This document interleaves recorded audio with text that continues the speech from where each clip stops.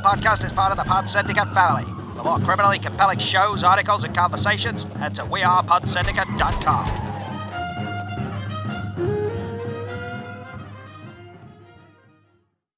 Good afternoon, good morning, good evening, people, and welcome to episode 414 of Film Bastards. I am one of your co-hosts, Mark Foster, and as ever, I am joined by Becky Foster, hello. And Ian Loring, hello. And we have the most bastards of bastards show you can get. What do we have? We have reviews of Malignant, a 90s style giallo from James Wan, and we have Joe Carnahan's latest offering, Copshop, which stars Gerard Butler and Frank Grillo. This is just getting bastardy bastards, isn't it? Is Malignant a giallo? It's got giallo leanings, I think, for sure. I think it borrows more from J-horror with the actual baddie. Maybe, yeah. Or We'll get into that. I mean, we'll get into it, but the baddie's all dressed in leather and got leather gloves on. That's some giallo shit through and through. I know, but the backwardsy. La la la la la la. Don't say prime fucking review content. I mean, for a preamble. For an Okay, intro. all right. Jesus. All right, boss. Yeah. Fucking I hell. fucking run a tight ship on my episodes. Fucking salty today, isn't Can't hear a thing. What? he? What else do we have? We have just what we've been watching, which is bits. We have some trailers, I think, maybe. We have one or two. Two, definitely two. Yeah. And yeah, we're a Pod Syndicate podcast. Other Pod Syndicate shows include The Rewatch Project, Chinstroker vs. Prunter, His Film, Her Movie, The Iron Sequel, Entertainment Landfill, and other bits and bats and bobs. Can I ask a favour? What? Stop staring directly into my soul. I hate it when people look me in the eye when they talk to me. Yeah. Or at me, or near me, which is what you're doing right now. So you hate it when I look at you? No, if you're talking to me, it's not so bad. But like, if you're talking to the podcast while staring into my eyes, it's a bit freaky because you're too animated as it is.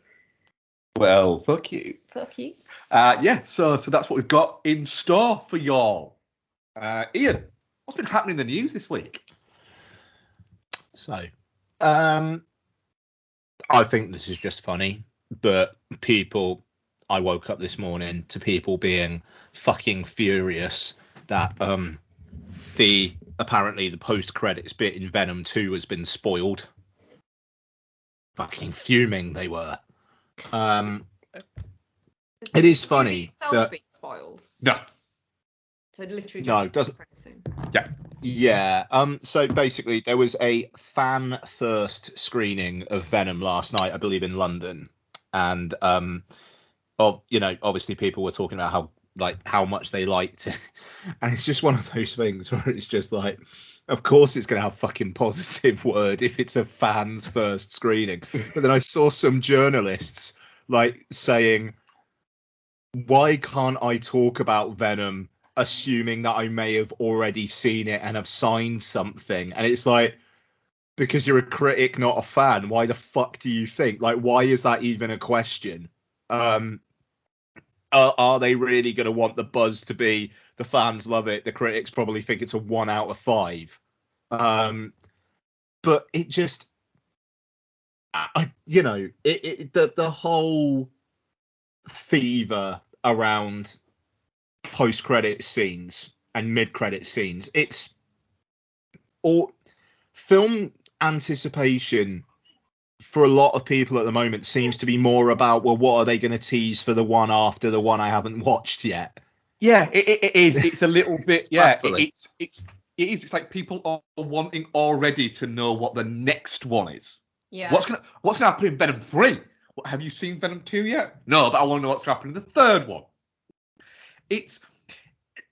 I just get the feeling that maybe post credits things have kind of just Run my fucking course. Yeah, I'm a little bit like kind of done with them.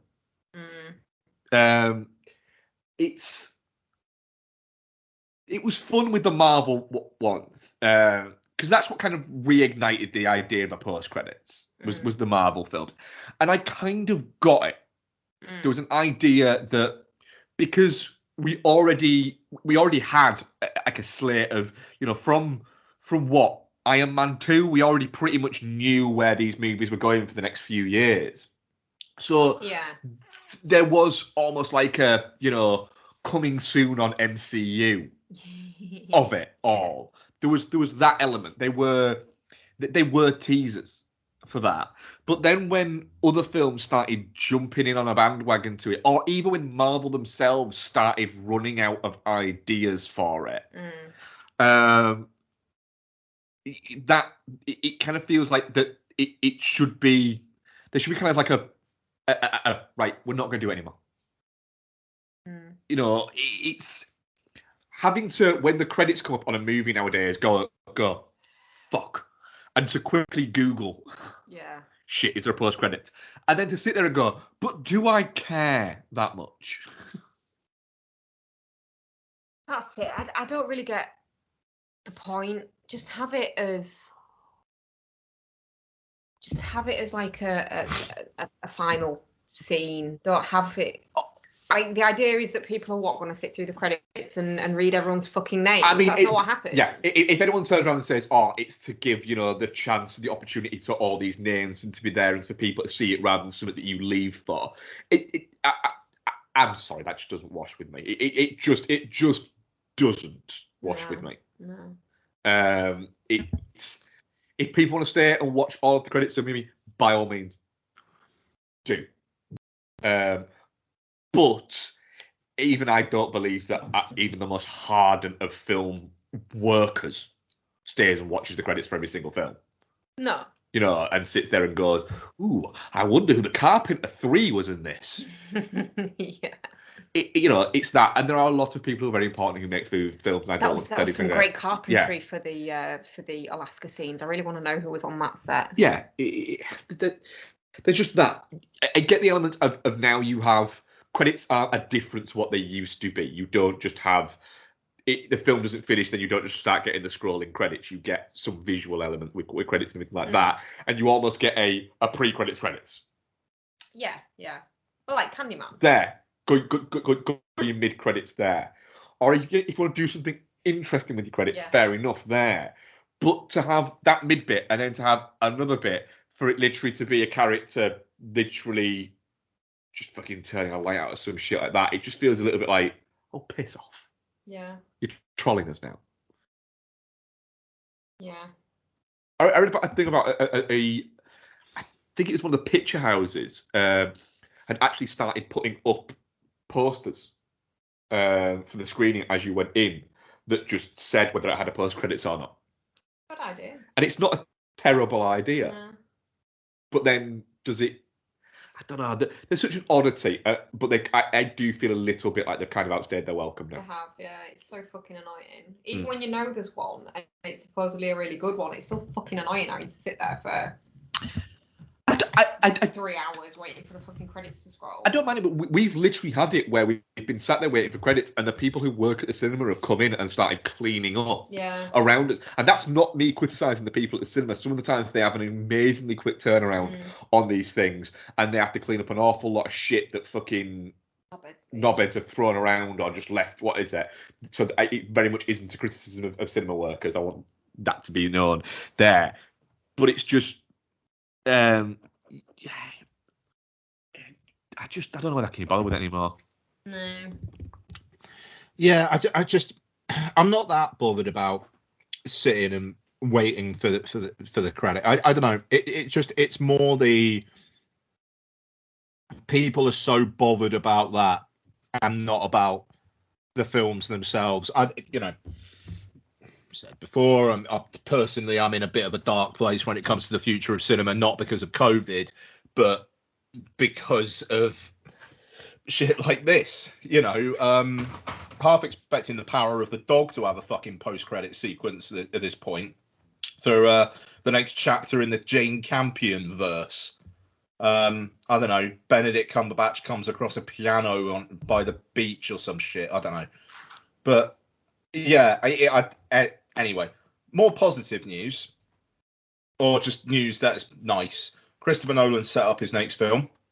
Yep. And he's been swinging his big dick about. Everybody wanted to guzzle on the Nolan cock. And who's guzzling on it? Universal. Hollywood Reporter put out something today. So it'd been confirmed a couple of days back that Universal had basically won Nolan's next film, which is going to be about Oppenheimer. I hope Cillian this one is Murphy. more universally liked. Boom, boom, Don't look at me boom. like that. Don't Um, look at me like that. It was funny. I liked it. Ian liked it. Yeah. So the Hollywood Reporter reported that his demands were basically a 100-day theatrical window, which is brilliant. $100 million budget. Same again in advertising. There were some other fucking caveats as well. No other Universal movie can be released within 3 weeks of it. 3 weeks before or after. Fucking amazing. Like, why? Is it before as well? I thought it was just after. I think it's before and after. Like, is Nolan is he that bothered if Despicable Me 4 comes out a few weeks before or after his film about fucking Oppenheimer? I fucking love Christopher Nolan, but there is a part of me that just goes, mate, fuck it, just chill out. But I get the feeling with those demands that he sat there and said them all, and it's kind of been like right, I'll go OTT, and then I've got more room to fucking haggle with, and they've just gone, yep, and he's gone, wow. Yeah, wow. Look. And he's turned around to Emma and gone, holy shit, we got it all. What, including the 78 toasters? Yeah, we've got 78 fucking toasters turning up. I put that as a joke, and they said yes. But I mean, like the theatrical window thing, 100 days is fucking insane in this day and age. I kind of respect it because obviously he thinks it's just going to play and play and play, but is it? But then again, in this day and age, it is. But in 3 years' time or 2 years' time, the movie comes out, there's a possibility that 100 days is about standard again. Yeah, that's what. There is zero chance of that happening, Mark. There is zero chance of that happening. I think you'll be surprised at how quickly, when things calm down, how things start to slide back to a version of normality. 45 days, mate. It'll be like it's 45 days. That like end of. I just think that will slide back as things calm down. I just think why? that it will. Why though? I mean, PVOD. Because why not? Because the studios won't make as much money that way. Well, but studios might end up making more money out of it because cinemas might just have that. They're already starting to see a bounce back. And the only way, mad. But the only way that would happen is if films play and play and play and play and play and play, and that doesn't happen. You know, both culturally and just in the economics of cinemas, that doesn't happen. But it depends on the film. Yeah, but you're saying that like it could become the standard. I get with Nolan with like an event. I mean for the massive movies. I'm not meaning every movie, but for like whatever fucking iteration of fucking thing Marvel are putting out or things like this.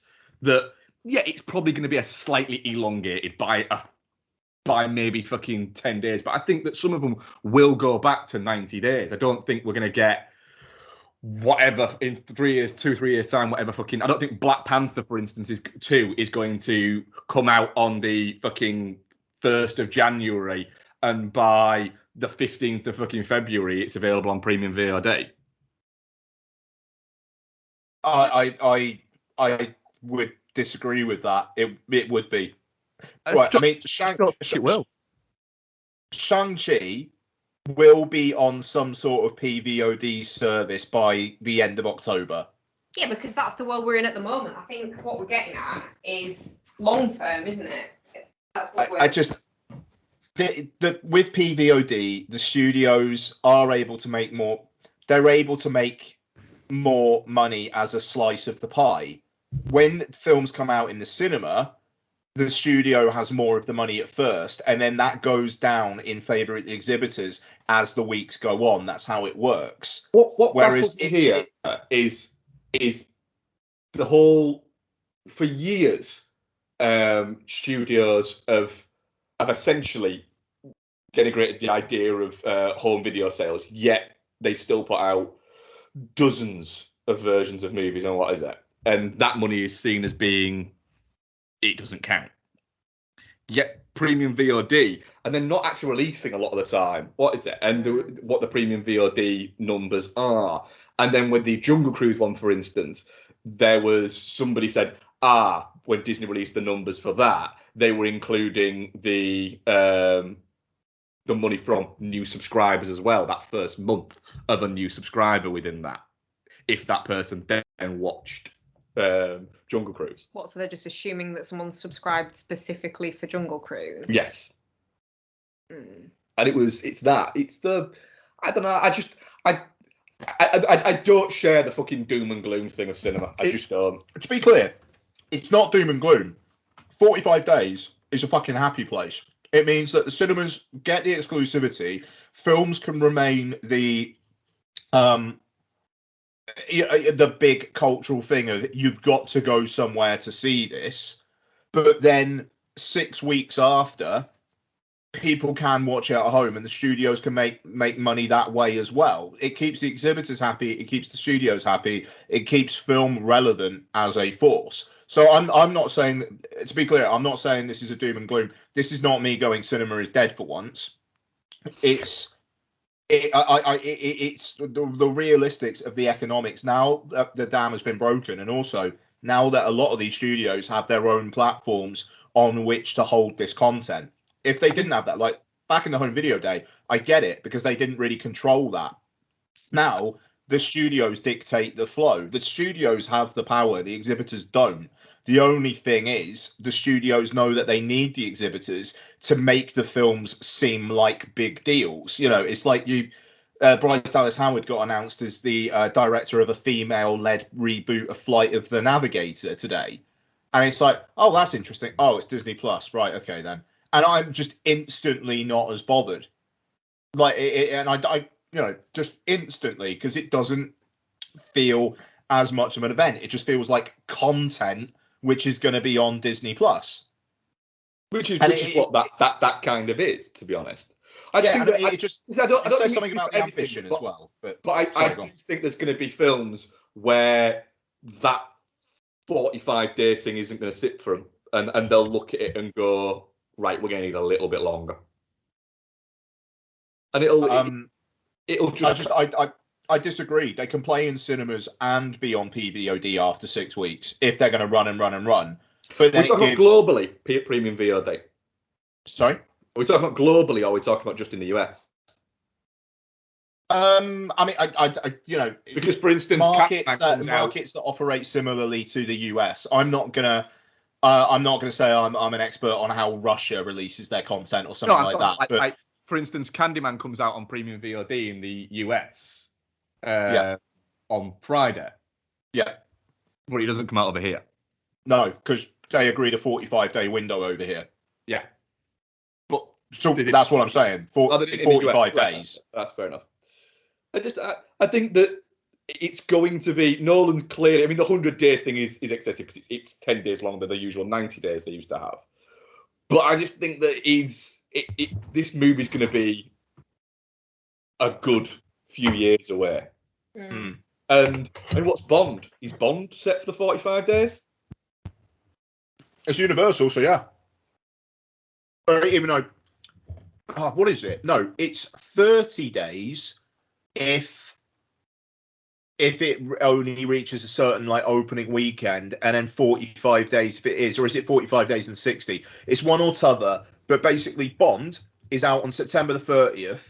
You will be able to get that either PVOD, streaming, whatever. You will be able to see that at home legally in December, like early December. Surely then, though, they're just damaging their Well, no, I suppose because they're playing on the fact that the majority of people will have seen it by then, they'll have made the bulk of their dollar, and they're hedging their bets that tail end of the dollar that they would have made in the cinema is going to be. Yeah, but who's going to buy it for their dad for Christmas if that their dad can just watch it on PVOD? Well, premium VOD is buying it. I know, but it's not something you can give as a Christmas gift. Well, I read it'll probably be available to buy them by then. It'll probably be available to buy. I mean, Black Widow came out this week. When did that come out? That was July, wasn't it? Yeah. It? Or was it? That was Cruella. Release dates that never happened. Yeah. Cruella came out end of May. That's right. Black Widow came out, I want to say, like July the 7th or July the 9th. Black Widow is now available on physical media from this Monday, and so that would have been the 13th of September. You were talking 2 months, and it's available physically. They could easily have No Time to Die out on physical media, ready to give to your dad at Christmas. Which would be their plan. It makes sense that. Yeah. But I mean, and again, this is the thing. It's like cinemas could well say, no, do you know what? Yeah, we'd still like to play No Time to Die. Universal will be like, well, fuck it. Why not? If they want to play it, we've made the bulk of our money. If they want to, like, get some money from the handful of people who still want to see it at this point, fucking brilliant. But hey, we're also on PVOD. We're on physical media for the fucking Christmas buying season. For me, I think it's one of the key reasons why they haven't pushed it past September the 30th is because, they want that. Not a loss leader that's going to do great. But if things were worse, it would almost be a loss leader in the cinema. So then you could have it out at Christmas for people to buy. Oh, yeah, they definitely timed it so that they can have it out for Christmas for people to buy because it's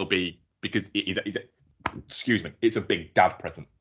Yeah, exactly. I mean, so this is the thing. We're entering this not exactly hybrid world of releasing, but you will see a lot of films playing in cinemas for a couple of months, which will also be available at home. But cinemas will play them if they're popular and if they're still drawing people in. No, yeah, I think he's still playing Fast and Furious. He's still playing Cinema, I think. Yeah, and you can rent that fucker for $15.99. Yeah. Why is Space Jam still showing? Yeah, Space Jam is on PVOD.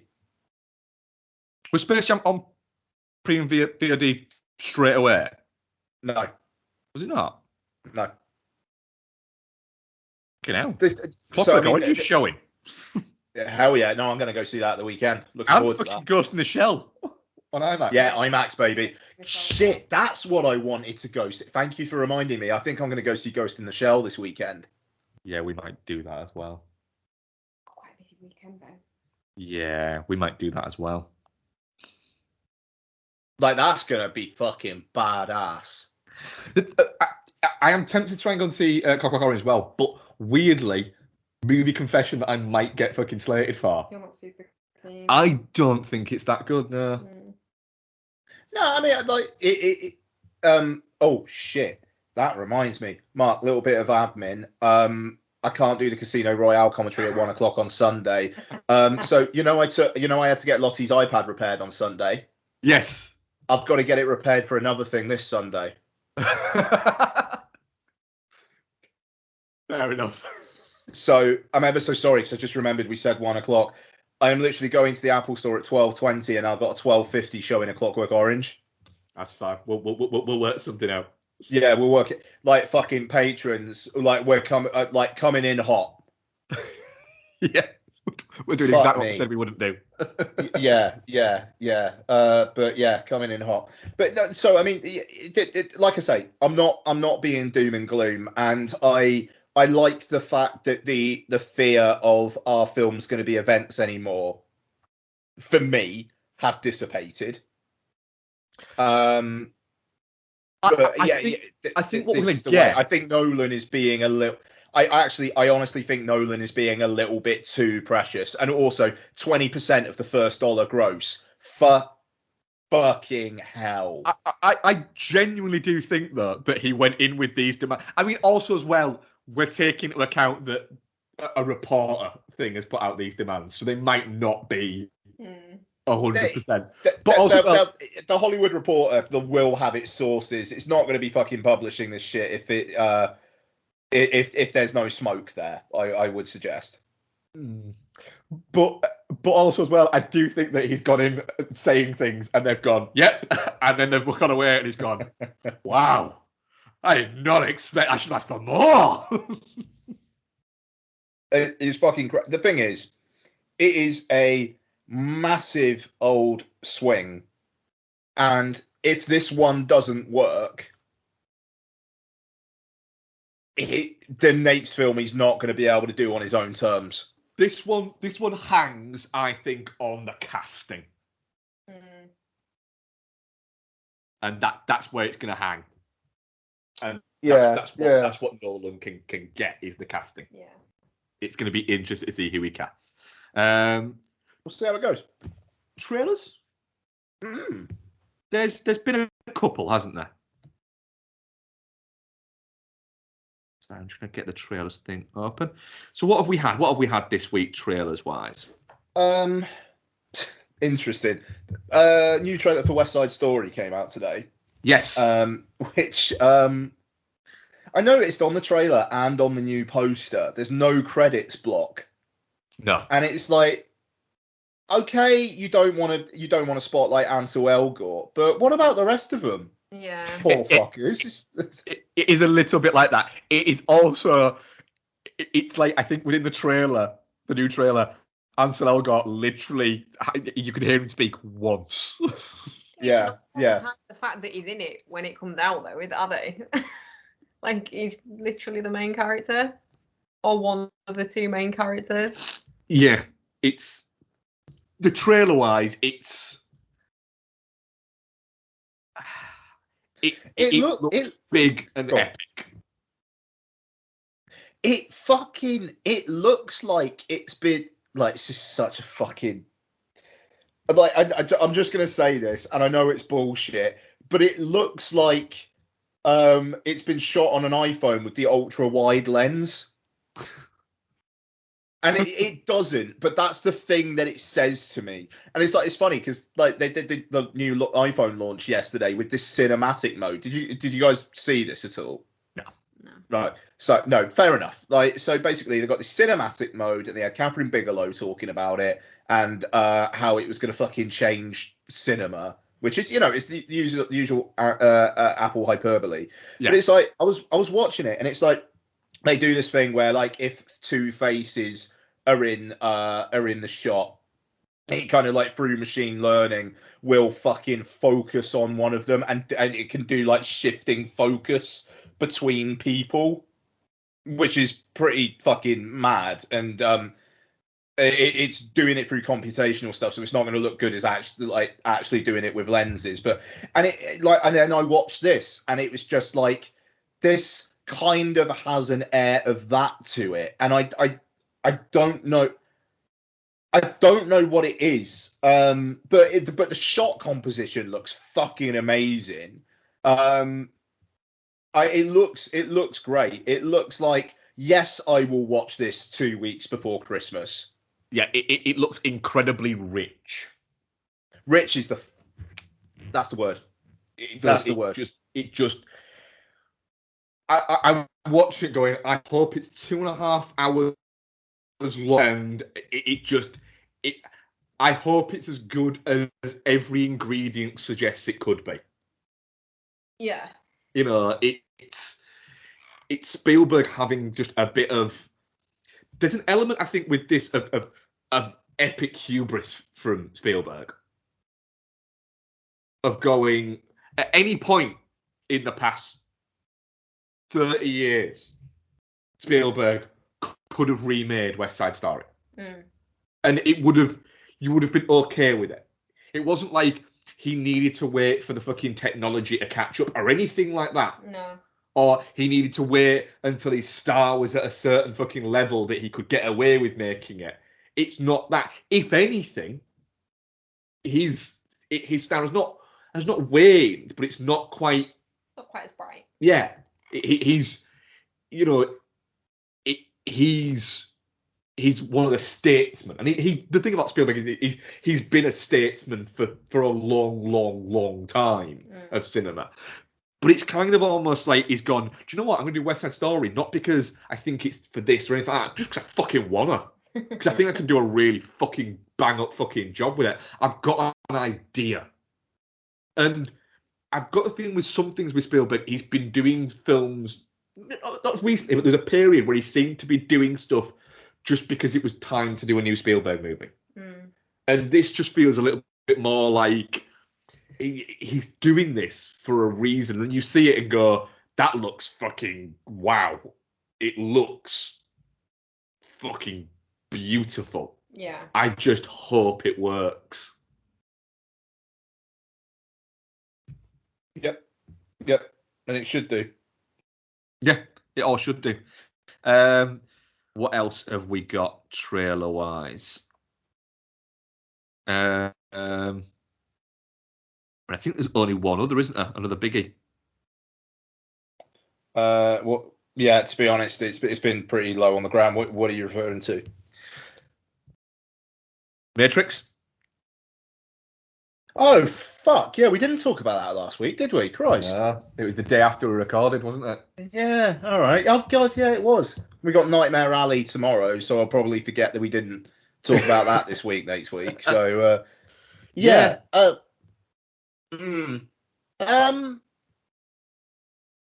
watched this trailer a few times, and I liked it more at the end than I did at the beginning, but I am a little reticent just in terms of like how are people just feeling the kind of like the comfort with the world that we've lived in the last 18 months and whatnot is a bunch of stuff that's just going to get fucking endorphins going because you recognize this, you know it, it feels familiar and comfortable about it.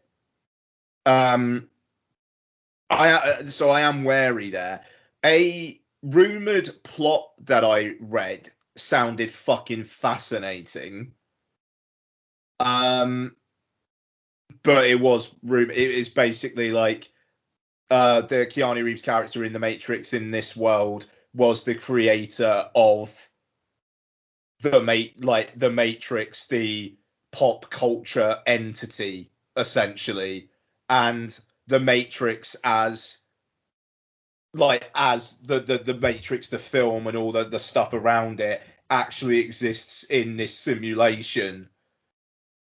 But then it actually turns out that the Matrix is real. I mean, that would be quite interesting. There are shots where there are shots of the Matrix being projected behind the characters. Yeah, I enjoyed the trailer, but I'm kind of almost a little bit like. As the trailer, I was watching the trailer, I was reminded of the fact that I like The Matrix. I think it's a fun movie. But the sequels are absolute garbage. I'm interested to see with the maturity that will come with the amount of time that has passed between then and now, what they do with it essentially looks like a little bit of a mini reboot for the world, and I'm really intrigued to see what they do with it. I've watched this trailer like 4 or 5 times.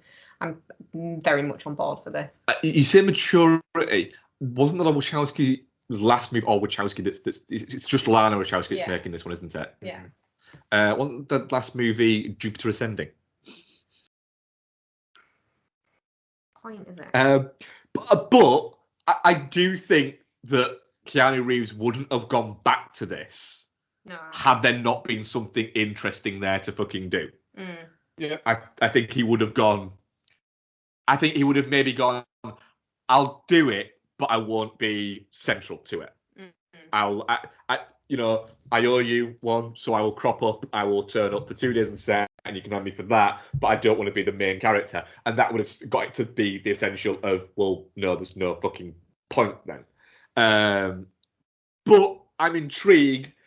I'm very much at the point of where if there's a trailer 2, I'm probably not going to watch it.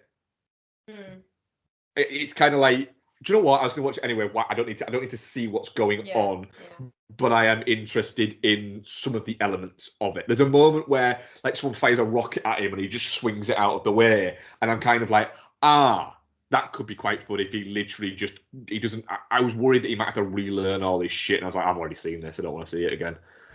Yeah. But I kind of like the idea that he's just like, nah, I can fucking do this. And there's I'm all also happy that with bit- this being the one. There's also that bit where he's in the back with the rubber ducky on his head. Yes. I enjoy that. I did enjoy So- seeing somebody had taken that and taking it as a rubber duck was in the bath, and the sad Keanu meme was sat on top of the Aw. rubber duck, Oh, and that made me wow. chuckle an awful lot. Of course, that's Keanu.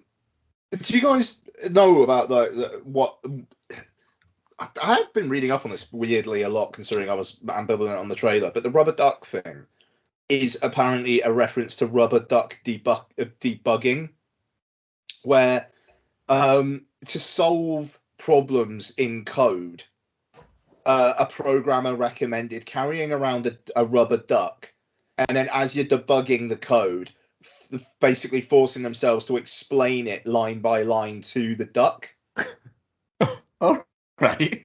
And then in describing what the code is supposed to do and observing what it actually does, any incongruity between these two becomes apparent. And honest to God, I used that in work this week, and it worked. I was I like fucking. I'm not going to bore you with the details, but I was looking at some HTML. And trying to figure out why it was breaking. And I didn't have a rubber duck, but I was talking to Kiki, and I was like, so then the P tag there, the P tag there doesn't have a // before it. Hang on a second. Yeah, so that's what. And it was like, fuck, that actually worked. Talking out loud, yeah. But literally just and the thing is, I'd been going on at Kiki, and she was rapt, like she was like looking at me, just like tell me more. And I was explaining this to Kiki through like a couple paragraphs of code, and then just came across it. I was like, fuck me, that actually worked, and it wouldn't have. It was weird because it wouldn't work if I was talking to myself through it, but by talking, Kiki's not an inanimate object, but it's an object that doesn't really understand and will just listen to anything I'm saying.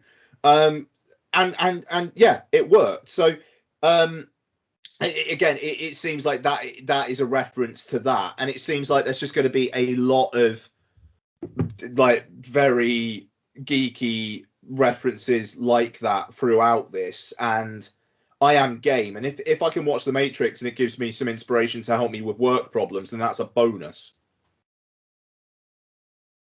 I mean, I do that, but it's explaining things to myself. But then I answer myself, so That's the thing. That me. didn't work, but talking to Kiki did. It's very odd. Very odd. Any more trailers? No. I don't think I've seen any more. Right. Oh, we finally saw Spencer. Or I finally saw Spencer because we were trapped in a cinema with it. Yeah. Is that have you seen that trailer? Yeah. I refused to watch it, didn't I? Yeah. Why not? I'm just really hoping it's like really transgressive and like just fucking blows shit apart. It won't, but I'm hoping it does. And makes the Royals look really fucking bad. There is one scene in it. There's one shot in that trailer that I think actually falls into what you're just saying there.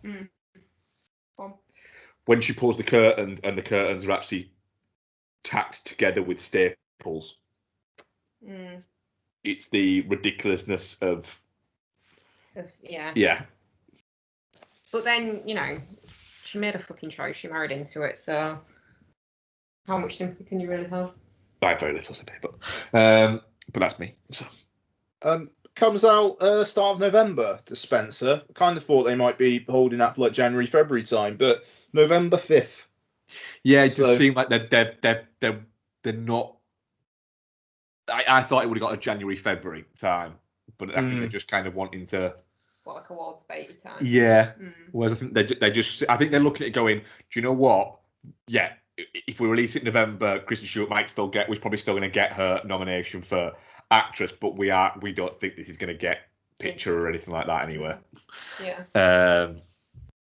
So, first feature review. Little bit of on-air admin. We're not doing the Patreon pick this week because what we realised is with the way that we release the shows, because we try and get a show out to you guys every week, is that by the time we'd put the show out and then we'd add the poll out and bits like that, that we were often getting like maybe maximum of 3 days to watch the movie.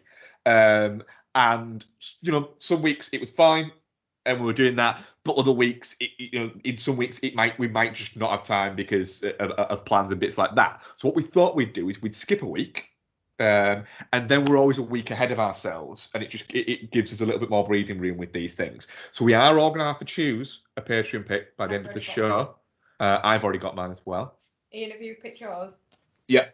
Should we do it now? Well, let's do it now. I just need to make sure that I'm going to say the title of mine right. That doesn't sound good. It is. I just thought, is this the right title? So we'll do that in a second. But last week, Ian didn't win. And mine actually got a vote this time. Whoa. I know. Big perverts, aren't you? So what won, Becky? Mine won. Yes. So we're going to watch Lost Highway. Yay. So what's your pick for next week, Becky? The Red Shoes. Wow. Just fucking swinging a fucking 3-hour fucking film right out there. Yeah, fuck it. Got it on Blu-ray. Saw it the other day when I was like clearing up. Ian right now his brain is folding because he's thinking the Criterion 4K comes out for this soon. I don't want to watch it before then. Make him watch it in low definition, everyone. Fuck. Was I correct there, Ian? No, I mean, it's a point. It's a point. I hadn't thought about that, but yeah, you're right. They did announce that today. That's not why I picked it. It's just one of my favourite films. Ian, what's yours? Don't Look Now. Oh, nice red theme there. Yeah, I feel like changing mine. I'm not gonna. Well, as always, oh god, I'm lowering the tone. I'm gonna class up this fucking joint. Fucking what? What is it? Showdown in Little Tokyo. Yeah, vote for that, guys. Fuck Becky's choice. That is. Well, it stars Dolph Lundgren and Brandon Lee. Oh god. I'll give you a quick synopsis, Becky. Two helicopters with opposing views on what is the best way to uphold the law have to work together to bring down the Yakuza while trying to protect a beautiful woman. Oh, who's the beautiful woman? Is it fucking Sharon Stone? No, it's Tia Carrera. Tia Carrera. Yeah. What? Now. I bring the class to this fucking joint. Yeah. Yeah. There's. Ian, have you ever seen Showdown in Little Tokyo? No. There is a line in the movie that if this does win, and I know I'm almost pitching my thing now. If this does win, patrons don't want nudes of you, man. That I guarantee Ian will guffaw at like a motherfucker and probably clap at a certain line in this movie. Sweet. Yeah. Right. Did you just genuinely use the word guffaw? I did use the word guffaw because I think it is the best word to use within that. He will guffaw. Malignant is the latest James Wan offering. He also wrote it with someone called Akela Cooper and Ingrid Bisu. Who does it star? It stars Annabella Wallace, Maddie Henson, George Young, and other people. And Ingrid Bisu. And Ingrid Bisu is in it. Yes, she is, isn't she? And Zoe Bell is in there as well. She is, yeah. With a mullet. With a mullet. Yeah. Yeah. She's not great at getting herself casting good roles, is she, when she doesn't have QT sat on her shoulder? Well, anyway. What does IMDb say the plot is? Madison is paralysed by shocking visions of grisly murders, and her torment worsens as she discovers these waking dreams are in fact terrifying realities. Whoa. Yes. We'll get into what actually the plot is as we go further into the movie, because as always, IMDb is way off the bat with that one. Ian, Malignant. Were you expecting as just batshit why the fuck nottery that James Wan delivers with this tasty treat? So I got increasingly excited during the day on Friday as people go in to see like in the workday showings were coming out of it and just going like, fucking hell. So I was very, very excited, and you're watching it, and the first 45 minutes or so maybe are like, okay, this is what the trailer was selling, and then I started thinking some fucking weird old shit happening here, where the score starts directly referencing Where Is My Mind. I'm glad you said that, because I noticed that and I thought, and I mentioned it to Bex, and Bex noticed it as well, but I've seen nobody else mention it, the Where Is My Mind bit within the trailer, within the score, but nobody else referenced it. I thought, shit, have I just kind of like imagined that a little bit? It's gotta be credited. It very much is there, isn't it? Yeah, hang on. Let me just... Yeah, Where Is My Mind Malignant is a Google search, so at least that. Malignant... Oh, my God. Den of Geek have done an article. Malignant's Where Is My Mind song as a famous Hollywood legacy. Yeah, it does. Fuck me. Yeah, yes, that was Where Is My Mind playing throughout the score for blah, blah, blah. Yeah, okay. So... Yeah, I was like, right, okay, something is happening here then. Well, actually, to be fair, no, I'm going to go back. I started going, something is happening here in the opening credits, where the acting is so fucking overblown that it felt to me like this is like an English language dub on an Italian horror film. Yes. And instantly, I was in a good mood. And then the opening credits happen, and you've just got Joseph Bishara's score just rocking the fuck out. And it's what is happening here? And it's got this weird tonal shit that's happening in the start, where it's like proper domestic violence shit at the start. Which is just really quite harrowing, and then it goes into the kind of like the kind of haunted housey kind of stuff of the trailer, and then Where Is My Mind starts, and then the fucking cuckoo bananas sequence where Gabriel is being chased by the cop, and Gabriel just has superpowers. Yeah. And it gets increasingly demented until it comes to that reveal, which from that point on, I had a fucking smile basically as wide as my face for under my mask for the entire rest of the runtime. I was so happy watching fucking everything that was happening on screen. I cannot fucking tell you how much of a high I was on after coming out of Malignant. Just the sheer James Wan has gone, all right, Warner Brothers, I'm going to make Aquaman and his wet, damp kingdom for you. First off, you're going to do something for me. You're going to give me money to make this film, which is probably going to make fuck all, and has made fuck all. And I'm just going to do me, and then I'll knock out another $1 billion grosser for you. And for this to be James Wan's blank check is some fucking chef's kiss shit. Yes, there are probably problems with Malignant. I don't care. It will be in my top 10 at the end of the year, maybe even top 5. I fucking loved it.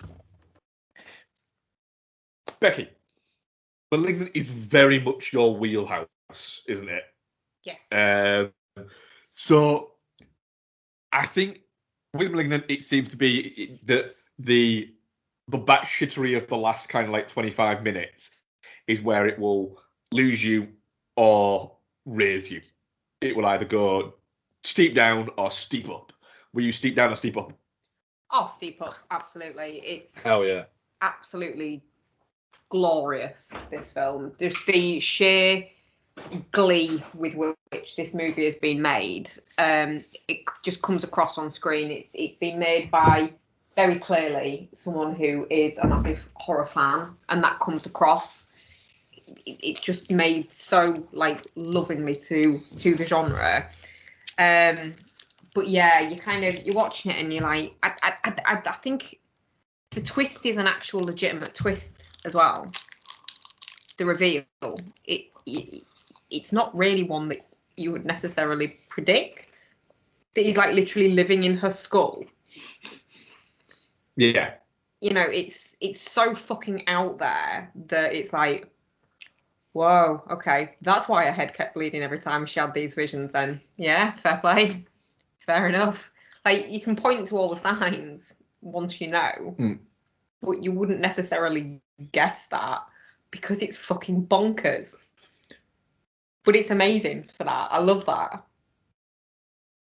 Yeah, it's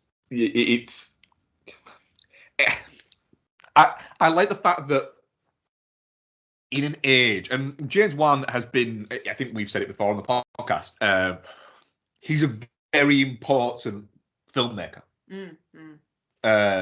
You know, not just in horror, but in general. I would count it if you said most important filmmakers of the past 20 years. I think that you could make a strong argument that James Wan would have to be within the 5 or 10 there for the way that that he's helped reshape horror and where horror has gone since then. And the fact that it's, you know, but you've got a lot of these filmmakers who come out with and studios who do the annoying, I'm going to do bunny ears, which is terrible for podcasting, but the prestige horror. I'm glad that James Wan has gone, like you say, Ian, with his blank check one has gone, nah, fuck it. Let's make something fucking mental. Let's take all of the mad bits from fucking 70s Giallo, late 90s J horror, and even an element of 80s studio horror, and let's make this. Fuck it. Bang. There you go. And it's Malignant. And it is bonkers. It's silly. It's stupid. But the key element of it all is for people who like all of those movies, all those types of movies, it's fun. Yeah. It's an awful lot of fun. It's not making you sit through 2 hours of misery where you come out of it and go, well, I don't know if that was supposed to be funny or it was supposed to be not, because the directors hedged their bets on it so that they can fall either way depending on what people say. That's it. I mean, there's definitely, and there is good prestige horror. There is, yeah. Alongside the bad prestige horror like Midsummer. But it's everyone's now saying, oh, it was a comedy all along, but you weren't fucking saying that when it was released. Yeah. But, you know, they're generally not an awful lot of fun. Even if they're good, they're not really usually fun, your prestige horror movies. Whereas this is just a fucking ball. It's a midnight movie. Yeah. Of that. But it looks good. And Annabelle Wallis is a really charming screen presence. To have around there. You've got the, you know, it is. I was quite shocked at how the domestic abuse bit started at the start and thought, right, well, this is a bit it's a bit more serious than I was expecting. And was worried, oh shit, is this going to be the tone of the whole thing going through? Is it just going to be a little bit of a Slog. But, and there's been some great horror films that have been essentially been allegories of these things. The Night House was one, for instance. Great fucking film. And but it's quite heavy to watch. Yeah, weighty. But very, very good. Whereas this is just fun. Yeah. It's just and when you've got very much enjoyed when he got his neck snapped. Who? The husband. Oh yeah, that was great. Right. It wasn't a normal neck snap either, was it? It was a neck snapping off to the side, and you can see part of the spinal column. Twisty shit. Yeah. Yeah, it was like Gabriel went, I'm gonna pull his head off. Oh wait, shit, it the wrong way. Fuck it. Same end. So I forgot that I'm behind myself. My arms are behind me. Fuck. The movements of Gabriel as well were like so fucking creepy. I love that. I love the fact that it doesn't add up at all. But I kind of like that it doesn't add up. And why did he have all that strength? It doesn't make sense. But I just like it. And then the fact that when she don't care. It over and it's just been my body all along. It's like then what? You're well fucking strong. That makes no sense. You just never notice. Yeah. It's like, why don't you kick his ass? I like as well at the end where that shit's is it on her sister and she's like trying to lift it up and she's like, I can't do it. The sister's like, well, you fucking could before. And it's like, oh yeah, I could, couldn't I? And the thing is, everybody in it seems to have the right tone of it. So the guy who plays the detective, he's straddling where you're looking at and going, if he tilts either way, he's going to be too serious or too hammy. But he manages to just run a good line right the way fucking through it. That just makes good. And the chase scene is great. Yeah. I love as well how you're watching it. When Gabriel comes out in the prison cell, kicks the shit out of everyone. And then like just running away and stuff. And you're like, all right, fair enough, the hair kind of covers it, but like, how did people not notice that Gabriel had like a literal whole human face on the back of his head? And then he gets his coat back and the collar's really high, and you're like, fucking thought of that, didn't you? Yeah. But you don't get a chance to put it on properly, so you still kind of see it. Just to say on the detective, I'll be absolutely honest, I very badly wanted to see him and the sister fuck, because they were two good-looking people. Yes, they were. I just had to say that. What I will say is, when he first introduced himself, and he said, I'm Detective Copshop, and he says it as all one word. Yeah. And I was watching going, he almost seems confused about his own name. Like he's just been told it by James Wan. He's gone, it's what? I don't know what that means. Are you sure? And then for a good while, I was going, what's his name again? And then I realised that it was his full name, not just his first name. Or his surname. Or his surname. Yeah. But yeah, it was... Oh, it's an absolute fucking blast. It's Malignant. Yeah. Yeah. Very, very much needed as well. I needed a new fun horror to look forward to rewatching and to add into like the collection that's in my brain. Yeah. Sorry. Like, fair fucking play to the marketing as well. Because the posters have been quite stylish, but the marketing, and I bet it was James Wan basically going, don't you fucking dare put in anything after the first hour. Yeah. Don't you dare. Don't tease it or anything. No, just... This is going to be what it's going to be, and fuck you.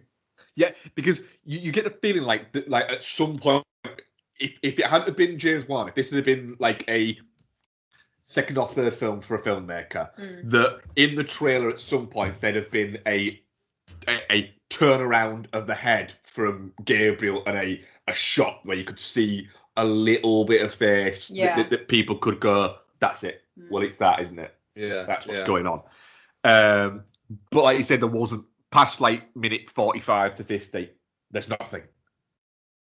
Yeah, an absolute blast. A very, very heavy, definitely not shit. I'm very, very happy with it. Yeah. Fucking definitely not shit. hell yeah. Interrupt this Pod Syndicate podcast to bring you a special Pod Syndicate bulletin. This podcast you're listening to, pretty good, isn't it?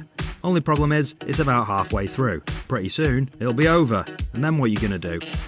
Well, if you're a fan of this show, why not head over to wearepodsyndicate.com and subscribe to our brand new feed, Pod Syndicate, The Bonus Shows. Every week, your hosts from Beyond the Neon, Chinstroker vs. Punter, Entertainment Landfill, Film Bastards, His Film, Her Movie, and What's on Tap will be dropping bonus shows right onto that feed. These shows might be collaborations and crossovers, or they might be archive episodes, interviews, one-offs, and other treats from across the Pod Syndicate network. So, prepare yourself for the inevitable disappointment of this Pod Syndicate show ending by heading to wearepodsyndicate.com and clicking on The Bonus Shows. We now return you to your regularly scheduled Pod Syndicate podcast.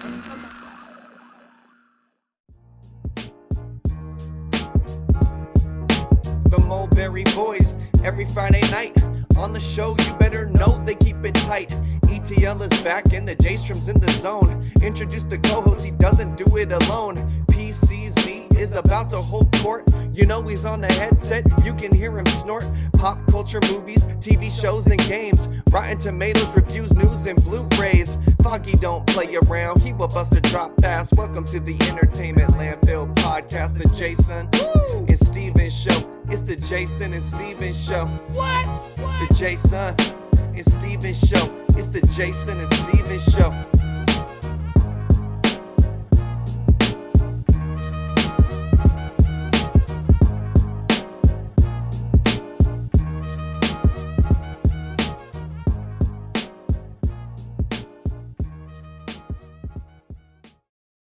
Cool. Right, before we do our next main review, let's do some what we've been watching. Ian, what have you been watching? Okay, so I watched Casino Royale, but obviously Mark and I will touch on that for the Patreons. So I watched. I don't know why, but I watched Ocean's 13. It was on Netflix, and it was like, it's the one I've only seen once. And I was like, well, I'm not going to be watching Oceans 11 and 12 anytime soon, so fuck it. I may as well stick it on. And Oceans 13 is just one of the lowest energy, just existing purely on vibes couple of hours I think I've ever seen. There is I reckon if you asked Al Pacino about his experience with Ocean's 13, I reckon he'd say, I can't remember if I saw that. And then you have to go, you were in it, Al. Yeah. Like, was I? But no, this is it. It is, and in a way, I think it was kind of the point, but it was so fucking lightweight. And, you know, Ocean's 12, people derided Ocean's 12, and it's like, that film is interesting. I don't know whether it's good, but it's interesting. I rewatched it a couple of years ago, and it's interesting but boring at the same time. Yeah. It's like Soderbergh was like going for, like, trying to do something different than what you'd expect from a sequel to Ocean's 11, where, you know, it has got a caper and whatnot, but it's also playing with form and function. Ocean's 13 is the exact opposite of that. It's almost like, right, you don't want me actually trying, so I am going to do the lowest bar to entry film where there is barely any tension in it whatsoever. You never... It's basically, they set it up and then you watch Al Pacino just have a really bad day. Yeah. Ellen Barkin, and the Ellen Barkin subplot would not exist now. So, I mean, like, for those who haven't seen it or don't know, essentially she is Al Pacino's right-hand person who Matt Damon is basically sent to distract by essentially spraying pheromones at her until all she wants to do is fuck Matt Damon. And then he's basically just delaying it. But Matt Damon also has the Brody, which is a nose that looks like Adrian Brody's. Yeah. To disguise himself with. I mean, George Clooney and Brad Pitt, they have these kinds of these conversations. You just catch them halfway through where they're talking about their troubles with their ladies who are not in this film. And then the other characters, it's weird because it's 2 hours long, and yet it feels like barely any of the characters get any screen time.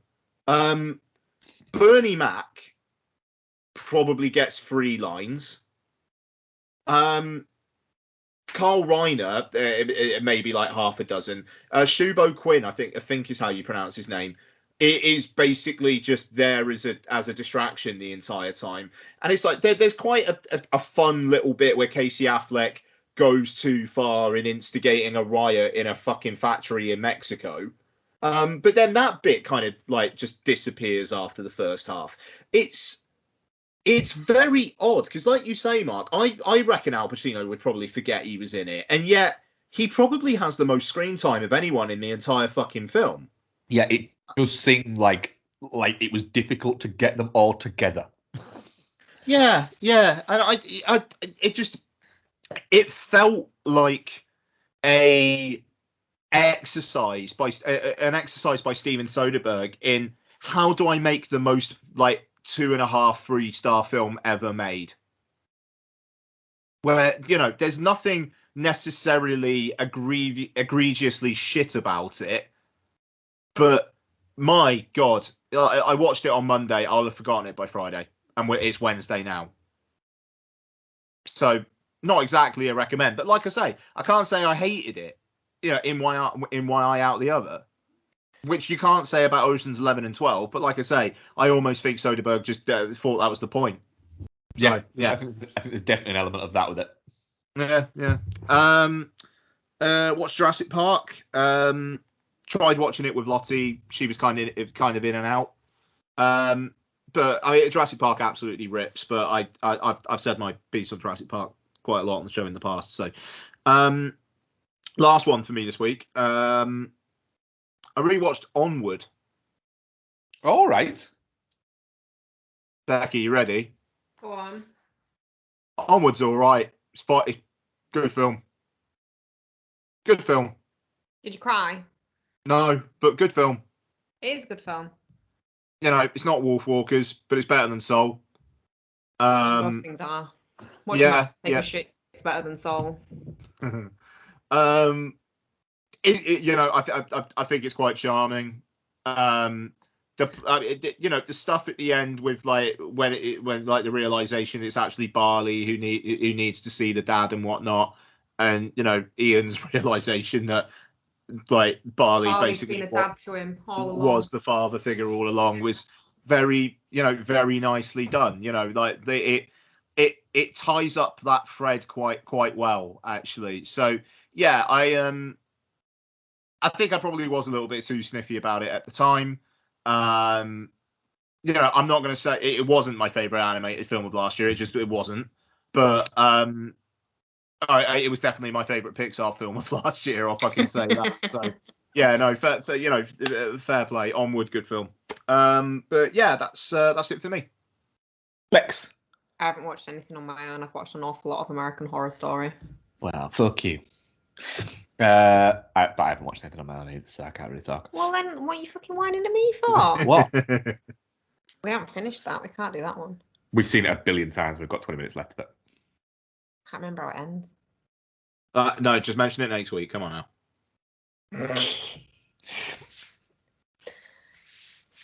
Okay, so we watched Mystery Men because we were looking for something kind of dumb to watch fairly late. Yes.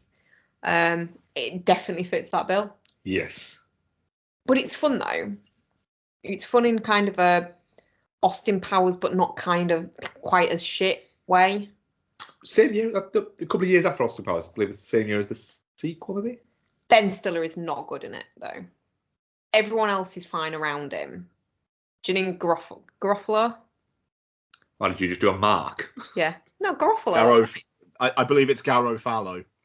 Garofalo, then. Is not. fucking great in it. So it's better than I would have said Janine the Gruffalo, so... I mean, wow. William H. Macy's great in it as well. But yeah, it's just really good. Like, don't really need to use your brain. Kind of fun, isn't it? No. You hate it? I hate it. Really? I've seen it before, and I remember actually quite liking it, and then I watched it here and realised, no, this is an absolute turgid piece of shit.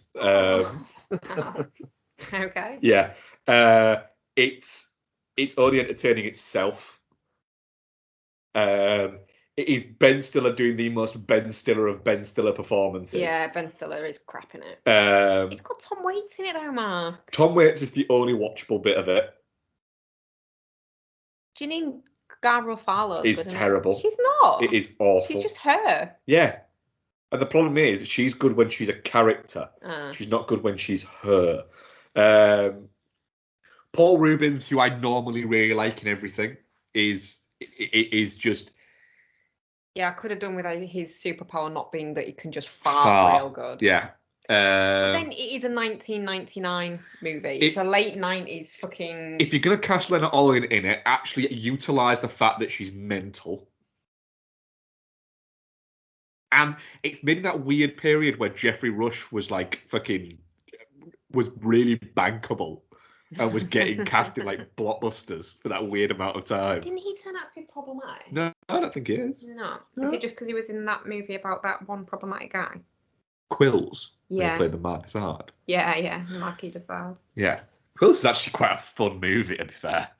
Yeah, I did not get on with this. It's an absolute mess of a film that people will say is good because they think that it's got a cultishness to it, and it's not. It's just boring.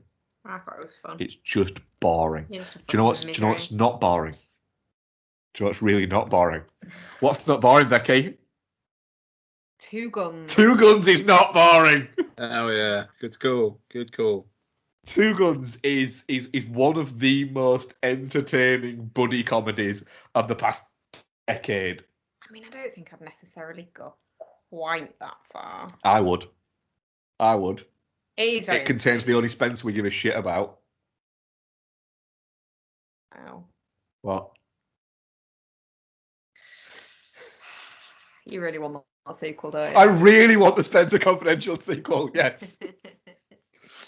But I've spoken about Two Guns before on the podcast, Becky, so you can speak about it for a little bit.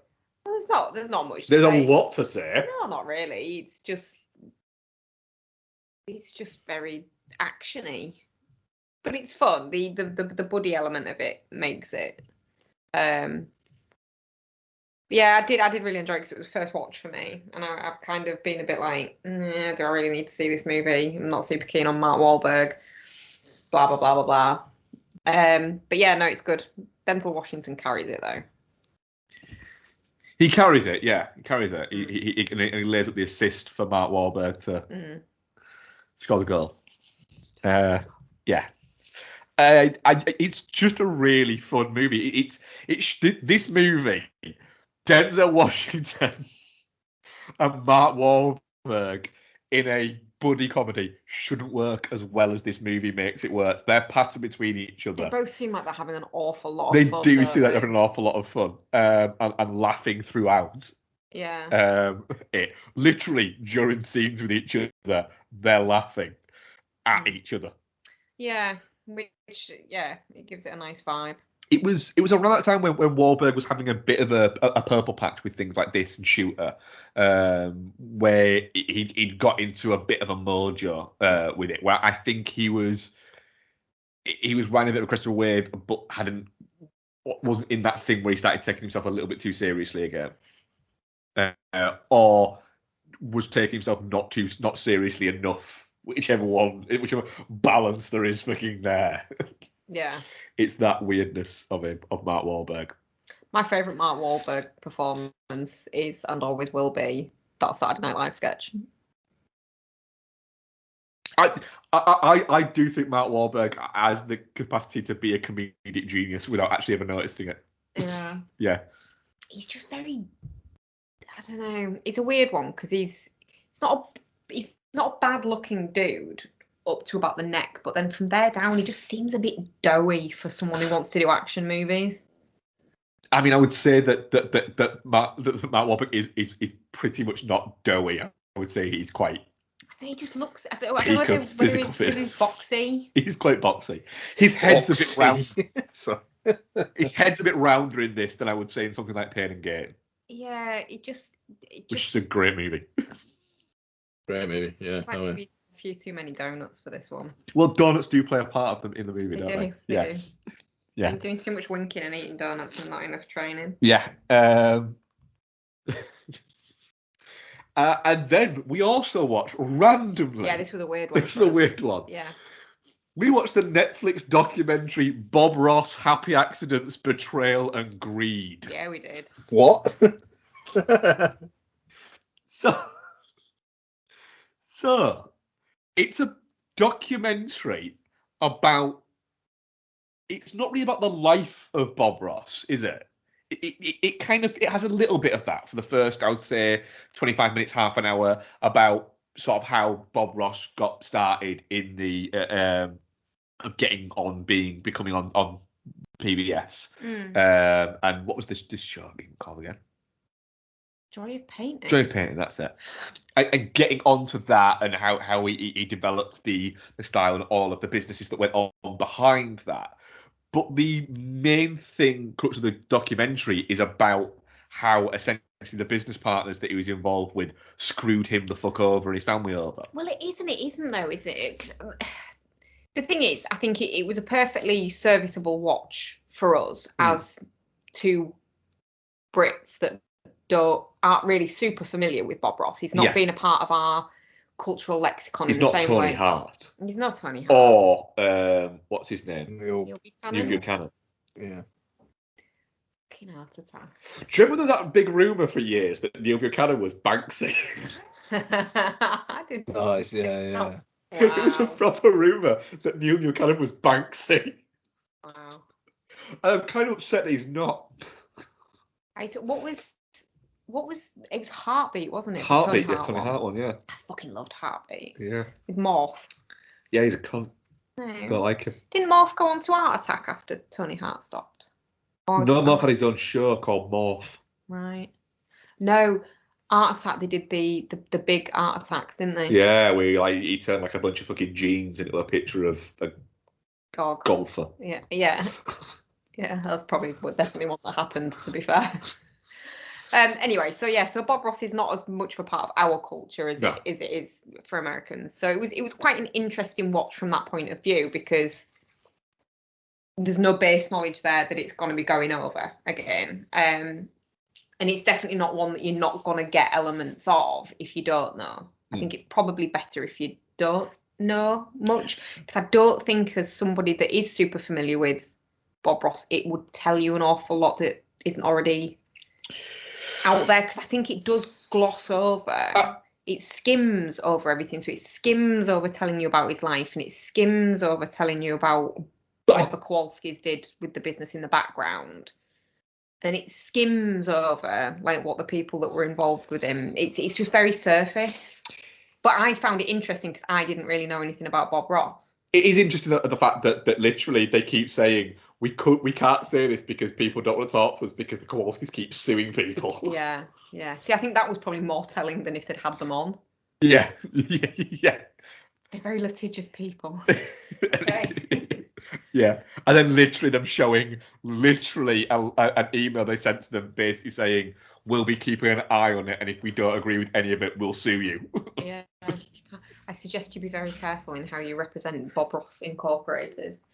Because you would imagine that Bob Ross's son, who was also on the show a lot, would be quite a wealthy man by now, and he's really not, is he? No, because basically they've stolen the rights. Yeah, to his name. To his name by threatening like his brother. But then what happened to that other 51%? Because that should have gone to him. The other 49%, sorry. So the brother wasn't even in a position to sign over the rights to all of the naming rights. He should have only been able to sign over 51% of No, them. it's the decision was to sign it over fully. So because he owned 51%, he was the decision maker. He was the kingmaker. Wow. Yeah. But yeah, like pressuring a man on his deathbed to sign over the rights to his fucking name, taking the son to court for trying to sell painting supplies with the name Steve Ross on it because Ross is in there. That's his literal fucking name. Yep. And winning. And winning, God, yeah. That's dark. Absolutely bonkers. It is. That's the mad thing. Is it's kind of like it starts off as a celebration of this guy's life and how the Bob Ross that you see is the Bob Ross you got. It isn't that he had any dark secrets or anything like that, or that he was in any way a wrong in the background. He wasn't a Rolf Harris. That he was just a quite nice guy who wanted to help. Liked painting, but wanted everyone to realise that they could paint as well. And like it goes through like the idea that he took somebody else's style for how they did got paintings down into doing like big landscape paintings into like half an hour things. He didn't steal it from that guy. He just worked with that guy, and then that guy gave him his blessing to go and do the show. Yeah. So he did. Yeah. And it's all of that. So yeah, you keep expecting it to be like to tear down the guy and it to be an expose. And it's just not. But you do just kind of look at it and you think, oh yeah, Bob Ross, he's massive. Everyone fucking knows Bob Ross. His family will be well looked after. And it's just not the case. Yeah, it's very. It was an interesting watch, but an odd watch, I would say. Definitely an odd watch. Yeah.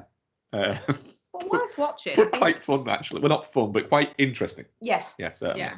And I think for the main chunk of the movie where it's just about him and how he became Bob Ross, it is quite fun because he seems like quite a nice dude. It has made me want to go, do you know what? I might see if any of these giant paintings are on YouTube because I bet they're really quite interesting to watch. I don't know. I bet it's like fucking taking a sleeping tablet though, listening to that voice. It's very prototype ASMR shit. It is, yeah. Yeah, you'd love it. Nice. So yes, I am gonna possibly watch some of those because they do look interesting. It is mad how he does it. You're not getting an easel and paintbrushes and paint that you will then never use. I might. All right, do you want to renovate some fucking guitars first? Touche. Got fucking dismembered carcasses of guitars all over our upstairs bedroom. Touche. Maybe I'll paint that. Paint them with a landscape on back, yeah. Yeah. No, because didn't he give himself cancer by playing with thinners? No, I don't think that's what gave him cancer. That's what they suggested. I don't think that was suggested, and I watched the same film. Right. Our next feature review. If the last one was very much in Becky and Ian's wheelhouse, this film is practically made for Mark. Fucking right. Copshop is the latest War Party films offering, and an awful lot of other production companies.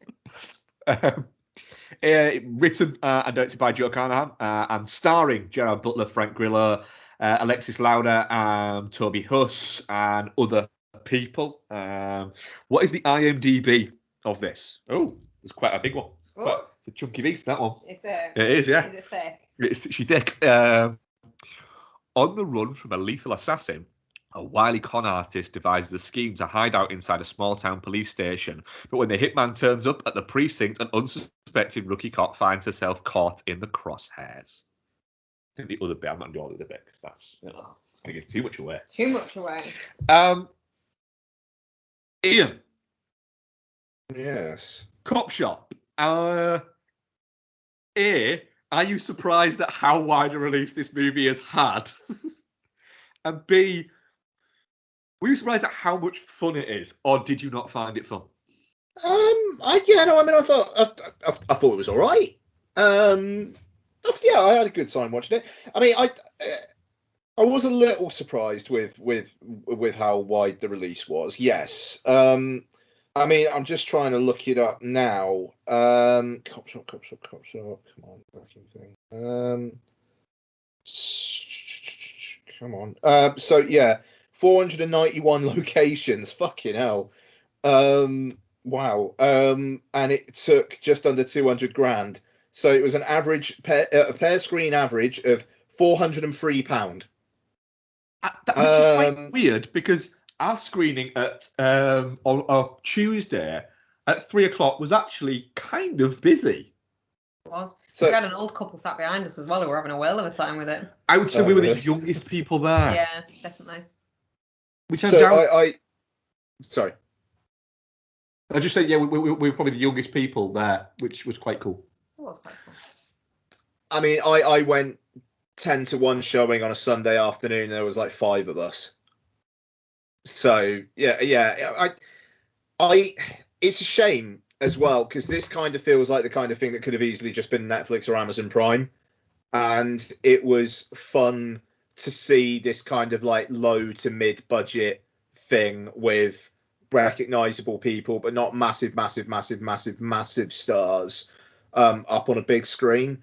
Yeah, and I mean, I enjoyed it. I thought that it outstayed its welcome, if I'm honest.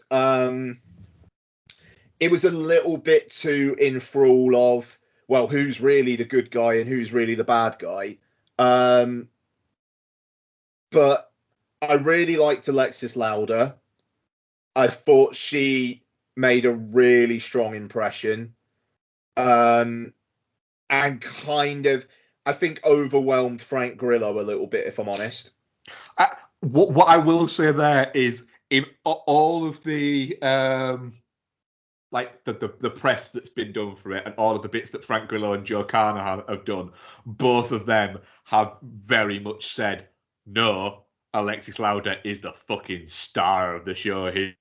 We looked out like motherfuckers when we cast this girl.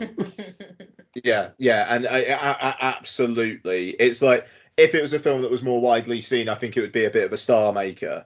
Yeah, Joe Carnahan has said, this girl is going to be a fucking superstar. She just needs the right vehicle to take her to it. Yeah, totally. But no, I mean, I enjoyed it. I think I liked it more in the setup than kind of like how it paid off at the end. Seems to be quite a thing I'm seeing a lot about it. Oh, really? Okay. I don't think you're alone. Just like, as the cast gets less through the killing, I think my enjoyment slightly waned. I mean, Toby Huss, like, he's got a good line in just being the fucking psychopath, as Jared Butler actually calls him, and he's got some good moments. I liked it. I didn't love it. I really hope that Mark loved it, because it is very, very, very Mark nip, and I have zero problems with that. Like, solid 7 out of 10. Cool. Becky, you have a up and down relationship with Joe Carnahan, don't you? But I have a big old girly girl crush on Frank Grillo, so. You do have a big crush on Frank. We all have a big crush on Frank Grillo, don't we? Yes. Oh, the bit where he fucking takes his hair down in this, where he gets when he gets out of the cell. As good as that. I do enjoy the fact that, I'll just say this before I ask a question, is the mock-up that they had for when they were blowing him up and stuff like that, for the dummy Frank Grillo that they had. Joe Carnahan kept on leaving that around places at Frank Grillo's house. So, like, he'd take it round to Frank Grillo's house, like, in the night when Frank Grillo was asleep, and, like, set it up so he was sat on the table. So when he came downstairs for breakfast, the Frank Grillo fucking dummy with all, like, in full costume with the hair and everything would be sat at the table and bits like that. That's quite terrifying. Yeah. Yeah. Sorry, I had to say that. So what were your thoughts? I fucking loved it. It was great. It was high octane. It again, much needed. I think this is the kind of film that I need right now. Just like gleefully whatever they are. They just need to be having fun with it, and I think this one really is. I think Frank Rio's great in it. I think Gerard Butler's great in it, and I'm a bit up and down on Gerard Butler, but I think he's very good in this. He produced as well, didn't he? And he wanted quite pivotal in getting it made. He was War Party had it on, but he was the thing that I think got it so that it could get a wider release. Yeah. He's got a producer credit as opposed to executive producer, so he obviously had some shit going on there. Yeah. It's I think let's say War Party is Carnahan and Griot's production company, and they've done a few films in the background, but they need to continue doing it. They need a few stars effectively to help carry it, because Griot very much is. Look, I'm never going to be able to sell a movie just on my own. I'd go see a film. I know you would, but like Boss Level, for instance, was a War Party movie, and Boss Level was premium VOD rather than. Boss Level should have been so much bigger than it was. It was, but I think if you'd have had Griot and somebody else in it, you might have had. Yeah. So, carry on. I thought, what's his name? Toby Huss, is it? Did you say? Yes. He's very, very good. I always like Toby Huss and everything. It's him that makes fun of Frank Griot's man bun, isn't it? Yes. Yeah. Did enjoy that. But yeah, he very much sells the being a psychopath. What's he call it? He calls it a crime against something.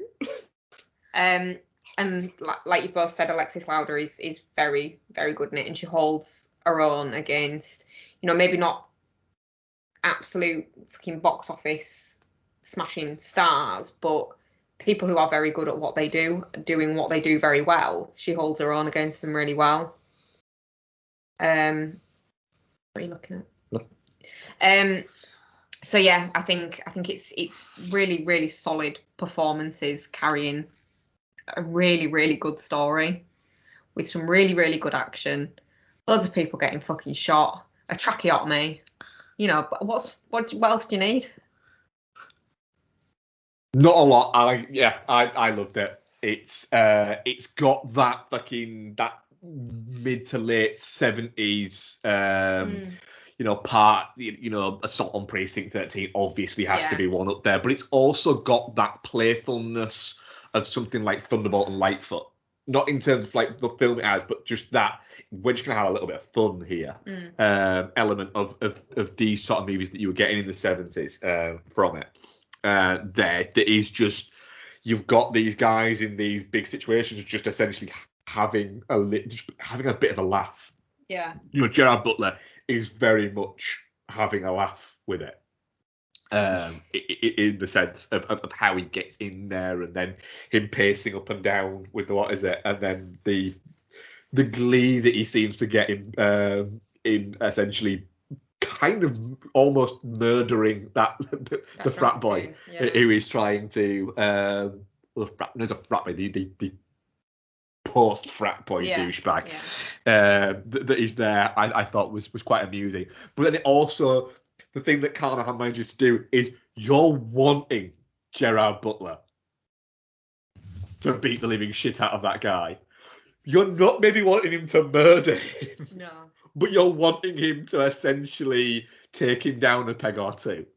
He took it a little too far. And he takes it a little bit too far when he fucking punches him in the throat and crushes his windpipe. Yeah. But that's the beauty of the movie, where it gives you that, well, yeah, he's not your anti-hero. He's a bad dude. And then you get Toby Huss. You've got that of, well, he's a bad dude as well, but he is quite fun to have around, it would appear, because you don't know what the fuck's going to happen. And then Frank Griot's a bad dude. Yeah, but you it almost gets you that Frank Griot is either come back. Nah, he's just a prick. But, yeah, when he goes to the kitchen, you're like, oh, is he actually going to get it? But he's just set fire to it. But maybe he's got a plan. Oh no, he's just going to get a sandwich. Yeah. Okay. But by that moment, she's fucking got out. She's got out, and you also, in the back of your mind as well, Butler ain't fucking dead. No way. I thought Toby Huss was gonna fucking come back, even though he'd been shot in the face. I did think at some point that was right. I do think there was probably a consideration that could happen. It'd be quite amusing for that. Yeah, Alexis Louder is fantastic in it, and the fact that they have clearly just gone, how can we make her look cool as fuck? Yeah. The shot of her in the scarf with the sunglasses with the sunglasses on, like, that's an around. iconic shot. Yeah, it works well, but then she also as well is quite good at the she can do the patter.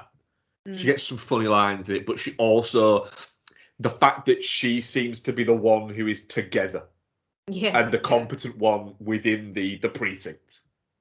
Well, to be fair, she looks out, really. Like, I think the other two that end up getting killed by Huber, they're probably fairly competent as well, the ones that come back, but they're just walking into a situation that they have no fucking knowledge of. Yeah.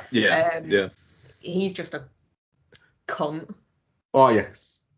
What a wank bag he is. What a bag of dicks. Yeah.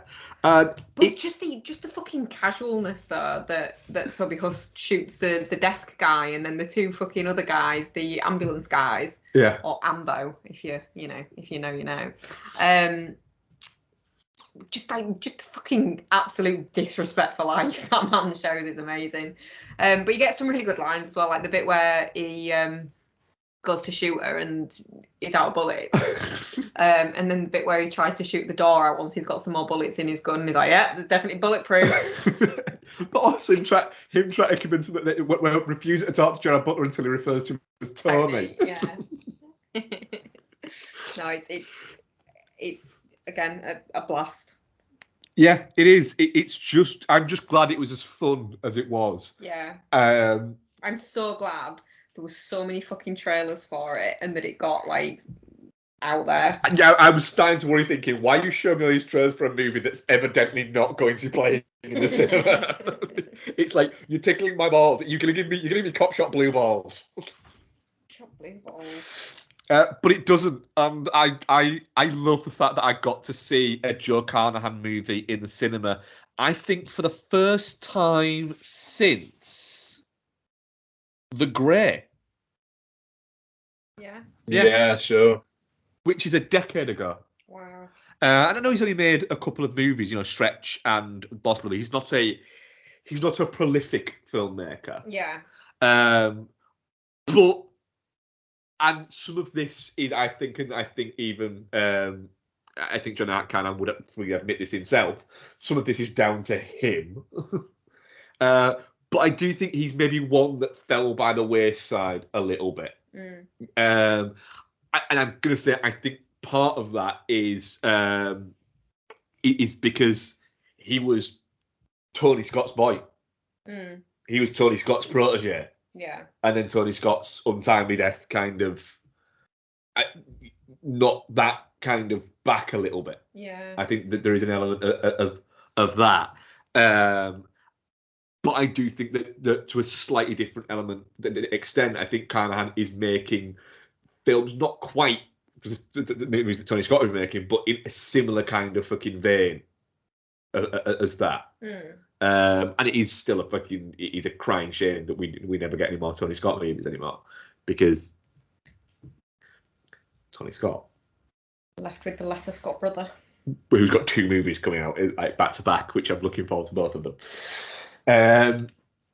But yeah, it's a definitely not shit from me. Yeah, I had an absolute fucking blast with it. I'm quite tempted to go see it again at the cinema while it's still big and noisy and you can hear all those fucking bone crunches.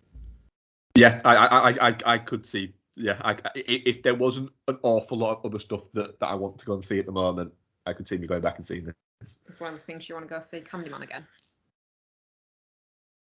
Maybe. No, but I wouldn't mind going to see Clockwork Orange, and I wouldn't mind going to see. I know, but I want to see if it's different cinema experience. Okay. And I want to go and see Ghost in the Shell. Oh, IMAX that. I know. I'll have to sit really far away. I know, but having seen Akira last year and then that, it feels right. Yeah, right. Yeah.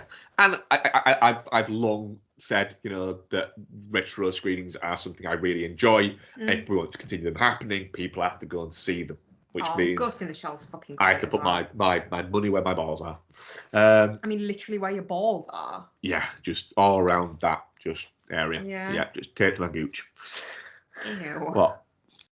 just a 20 takes my gooch. Are you going notes for like the less weight situation? I might glue Not like a roll of £2 quarters. coins Right. to my balls. Still need to go see Shang-Chi. That went in a place that we didn't expect. Yeah. Where are you with it, Becca? Are you definitely not shit? Oh, definitely not shit. I fucking love And it. Ian, Yeah, definitely not shit. It's good time. Good time. I realised that I forgot to do our audience poll for Malignant. So our audience poll for Malignant was definitely not shit, 67%, and touching cloth, 33%.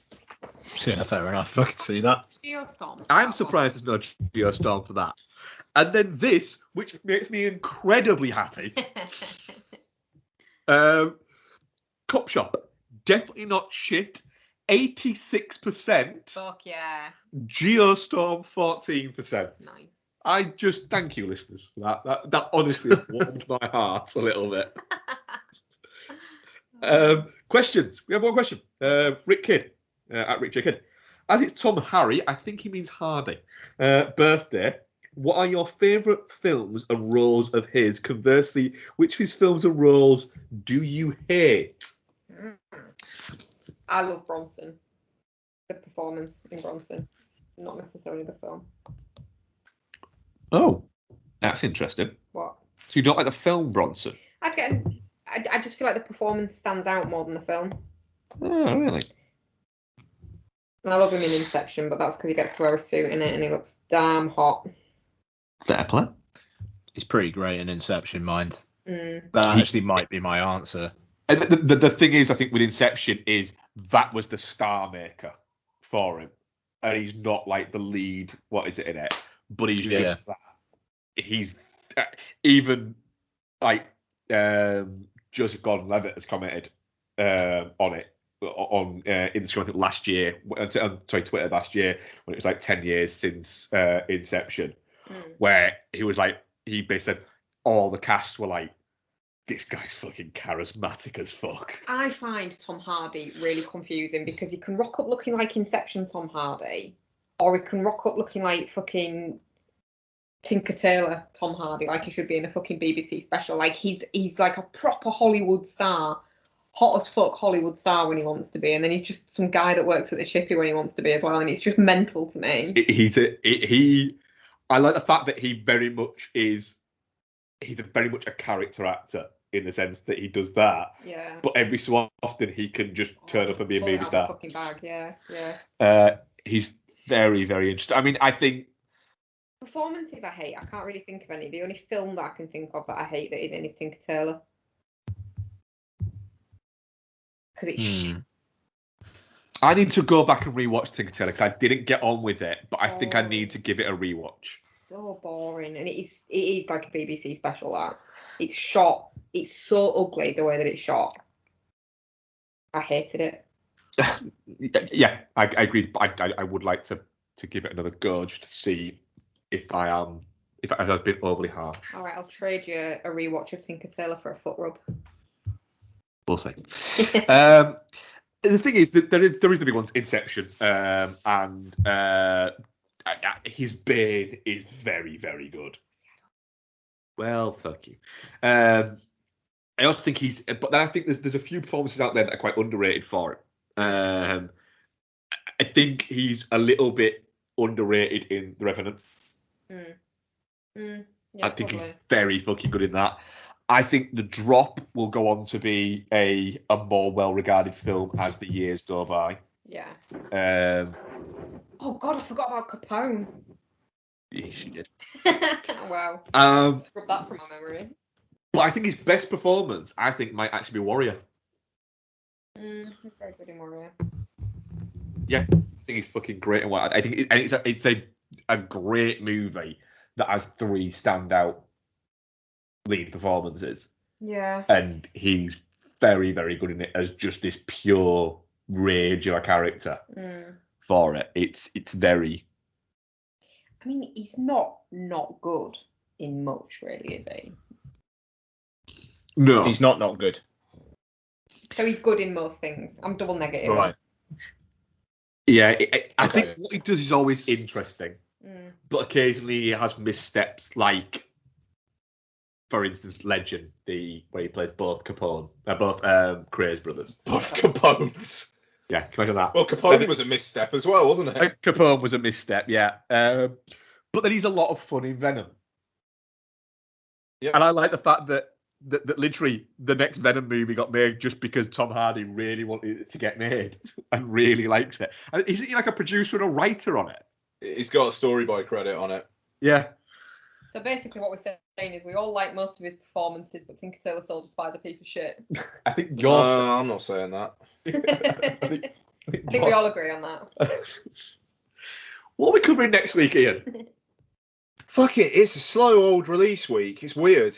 It's really weird. So Gunpowder Milkshake is in some cinemas, but is also on Sky. Yep. Prisoners of the Ghostland comes out. I mean, they say it's coming out in cinemas. There's fucking nowhere I can find playing it. So I think as a bare minimum, we'll probably have Gunpowder Milkshake. And obviously we'll cover Lost Highway, but yeah, it's odd. I mean, like the week after we've got. Oh, sorry, Bex. Saying retro reviews of Ghost in the Shell and Clockwork Orange. Yeah, I mean, I don't know. I actually don't know whether I'm going to get to Ghost in the Shell thinking about it, but yeah, Clockwork Orange might be a go. We'll see how we go, but it kind of feels like the countdown to Bond is already on by like. Distributors not fucking releasing anything around it, so we'll see. But next week we got the Green Knight, so that's good. Woo! Oh god, yeah, that's finally actually getting a release. Right, we'll see how many fucking cinemas that plays in. I don't think it will be many. Yeah, that's it. It's how much of a release is it actually getting. Could be quite, like you say, quite intriguing. Well, that was episode 414. Thank you very much for joining, Rebecca. Oh, thank you very much for hosting, Mark. And thank you very much for joining me, Ian. Thank you very much, Mark. Nice one. And thank you very much, listeners, for listening. Mm-hmm. Thanks, guys. We'll speak to you next week. Goodbye. Bye. Bye-bye.